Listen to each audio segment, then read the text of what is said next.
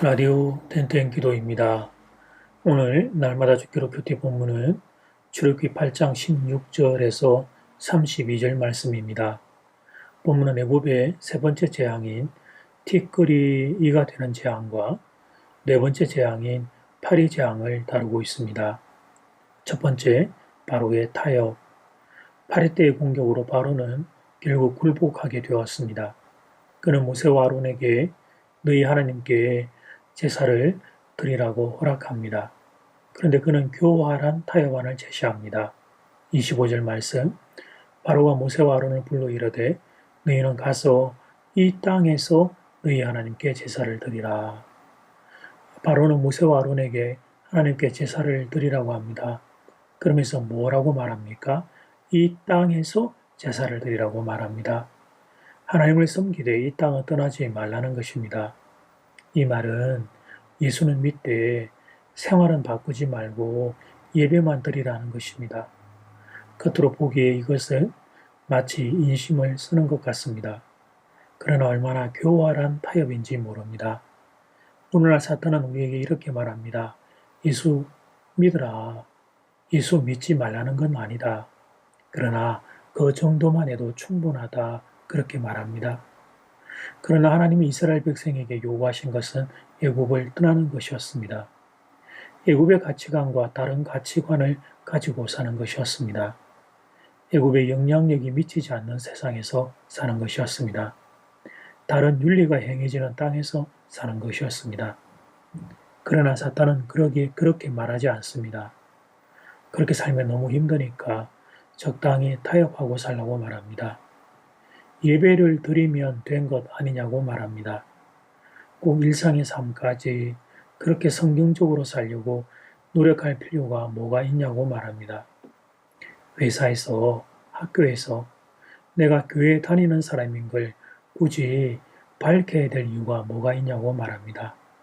그러면 손가락질 당할 수 있고 손해를 볼 수 있고 양보해야 되고 핍박을 당할 수 있는데 왜 굳이 그렇게 어려운 길을 가려고 하느냐고 말합니다. 사탄의 그런 교활함은 바로의 말을 통해 한 번 더 드러납니다. 28절 말씀, 바로가 이르되 내가 너희를 보내리니 너희가 너희 하나님이 여호와께 광야에서 제사를 드릴 것이나 너무 멀리 가지는 말라. 그런즉 너희는 나를 위하여 간구하라. 가기는 가되 너무 멀리는 가지 말라는 겁니다. 이것이 사탄의 전략입니다. 예수님을 믿지 말라고 말하지 않습니다. 대신 적당히 믿으라고 말합니다. 세상도 사랑하고 예수님도 사랑하고 좋은 게 좋은 거 아니냐고 말합니다. 우리의 연약함을 아는 사탄의 교묘한 술수입니다. 모태에서부터 죄인으로 태어난 우리는 죄 짓는 것에 끌리는 인생들입니다. 그래서 할 수만 있다면 죄를 멀리 해야 합니다. 그런데 사탄은 죄도 적당히 가까이 하라고 유혹합니다. 그러다 보면 결국 다시 죄의 늪에 빠진 자신을 발견할 수밖에 없을 것입니다. 죄는 모양이라도 피해야 합니다. 두 번째, 모세의 대답.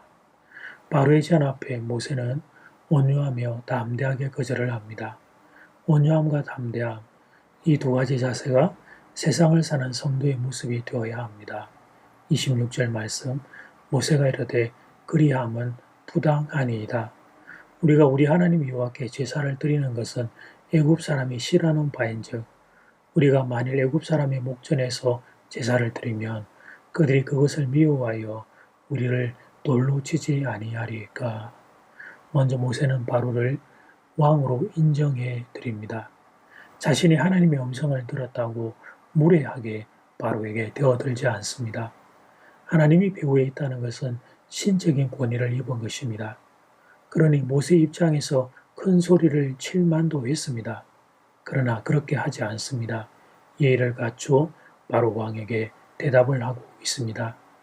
이는 신앙인이 세상에 살면서 기억해야 할 중요한 자세입니다. 세상에서 만나는 이들을 우습게 여기면 안 됩니다.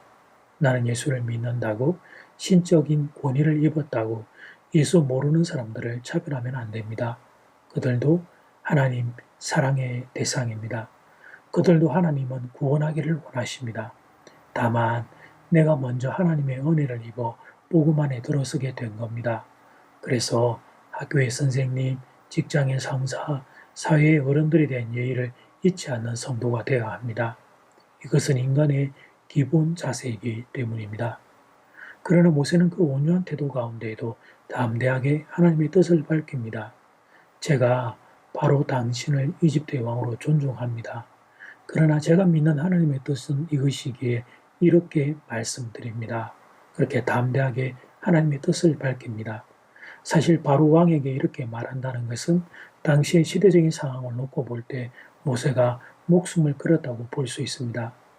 이 세상을 살며 우리가 회복해야 할 주제가 바로 이 담대함입니다. 사람들을 온유하게 대해야 한다고 해서 담대함까지 놓쳐버리면 안 됩니다. 사람들은 존중하면서 온유하게 대해야 하지만 구원은 오직 예수 그리스도 안에만 있음을 포기할 수 없습니다. 오직 예수만이 우리의 영원한 생명의 근거가 되는 분이십니다. 성도는 이 신앙의 담대함을 가지고 사는 것입니다. 그리고 어느 순간 나의 신앙을 밝혀야 할 때가 있다면 담대하게 나는 예수의 사람임을 밝히는 것입니다.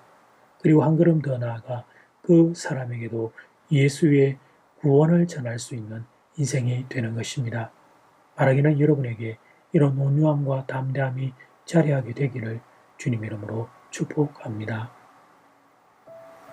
이제 첫 번째 기도 시간입니다. 받은 말씀과 개인 기도 제목을 가지고 함께 기도하는 시간입니다. 이 시간 다 함께 마음을 모아 주님 앞으로 나아가겠습니다.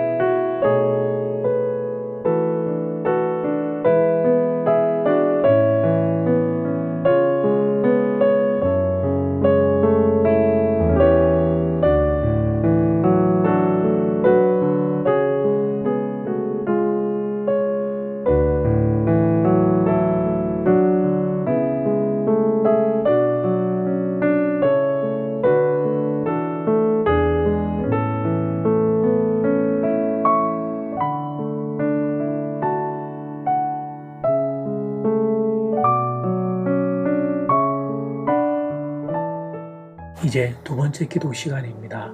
바로의 타협, 이 땅에서 하나님께 예배를 드리라고 합니다. 그 다음은 가기는 가되 멀리 가지 말라고 합니다. 사탄이 그렇게 우리를 속입니다. 하나님도 세상도 함께 섬기라고 속입니다. 작은 입은 모세의 대답입니다. 온유함과 담대함으로 서 있는 모습을 보게 됩니다.